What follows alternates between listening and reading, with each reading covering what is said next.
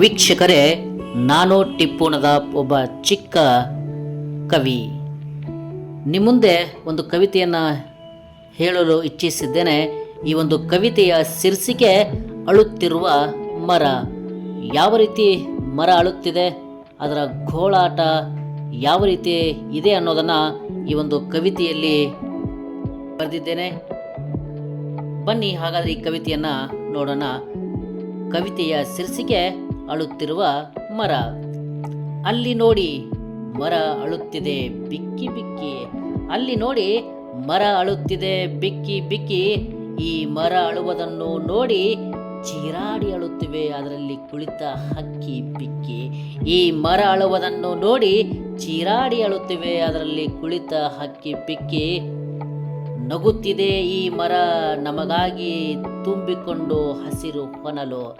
ನಗುತ್ತಿದೆ ಈ ಮರ ನಮಗಾಗಿ ತುಂಬಿಕೊಂಡು ಹಸಿರು ಹೊನಲು. ನಮಗಾಗಿ ದುಡಿಯುತ್ತಿದೆ ಹಗಲು ಇರಳು ಮತ್ತೆ ಈಗಲು. ನಮಗಾಗಿ ದುಡಿಯುತ್ತಿದೆ ಈ ಮರ ಹಗಲು ಇರಳು ಮತ್ತು ಈಗಲು. ಮಕ್ಕಳನ್ನು ಹೊತ್ತು ಆಡಿದ ಮರ ಈಗ ಖಾಲಿ ಖಾಲಿ. ಮಕ್ಕಳನ್ನು ಹೊತ್ತು ಆಡಿದ ಮರ ಈಗ ಖಾಲಿ ಖಾಲಿ. ಹಕ್ಕಿಗಳು ಕಟ್ಟಿದ ಗೂಡು ಕೂಡ ಈಗ ಖಾಲಿ ಖಾಲಿ. ಈ ಮರವನ್ನು ಕಡಿಯುತ್ತಿದ್ದಾರೆ ಎಲ್ಲ ನಿರ್ದಯವಾಗಿ. ಈ ಮರಗಳನ್ನು ಕಡಿಯುತ್ತಿದ್ದಾರೆ ಎಲ್ಲ ನಿರ್ದಯವಾಗಿ. ತಪ್ಪು ಮಾಡುತ್ತಿದ್ದೇವೆ ಎಲ್ಲ ನಾವು ಮಾನವನಾಗಿ. ತಪ್ಪು ಮಾಡುತ್ತಿದ್ದೇವೆ ಎಲ್ಲ ನಾವು ಮಾನವನಾಗಿ. ಸರಿಪಡಿಸುವವರು ಯಾರೋ ಮರಗಳಿಗೆ ಆದ ಗಾಯ. ಮನುಜರಾದ ನಾವೇ ಹೂಡಬೇಕಲ್ಲವೇ ಇದಕ್ಕೊಂದು ಉಪಾಯ. ಮನುಜರಾದ ನಾವೇ ಹೂಡಬೇಕಲ್ಲವೇ ಇದಕ್ಕೊಂದು ಉಪಾಯ.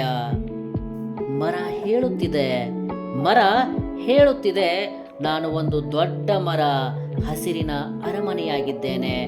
ನಾನು ಒಂದು ದೊಡ್ಡ ಮರ ಹಸಿರಿನ ಅರಮನೆಯಾಗಿದ್ದೇನೆ. ಕಡಿಯುತ್ತಿದ್ದೀರಿ ಏಕೆ? ನಿಮಗೆ ನೆನಪಿಲ್ಲವೇ? ನಿಮಗೆ ನೆರವಿಗೆ ನಿಂತಿದ್ದೇನೆ. ನಿಮಗೆ ನೆನಪಿಲ್ಲವೇ? ನಿಮ್ಮ ನೆರವಿಗೆ ನಿಂತಿದ್ದೇನೆ. ಇಂದು ಮರದ ಕಣ್ಣಲ್ಲಿ ನೀರು ತುಂಬಿಕೊಂಡಿದೆ. ಇಂದು ಮರದ ಕಣ್ಣಲ್ಲಿ ನೀರು ತುಂಬಿಕೊಂಡಿದೆ.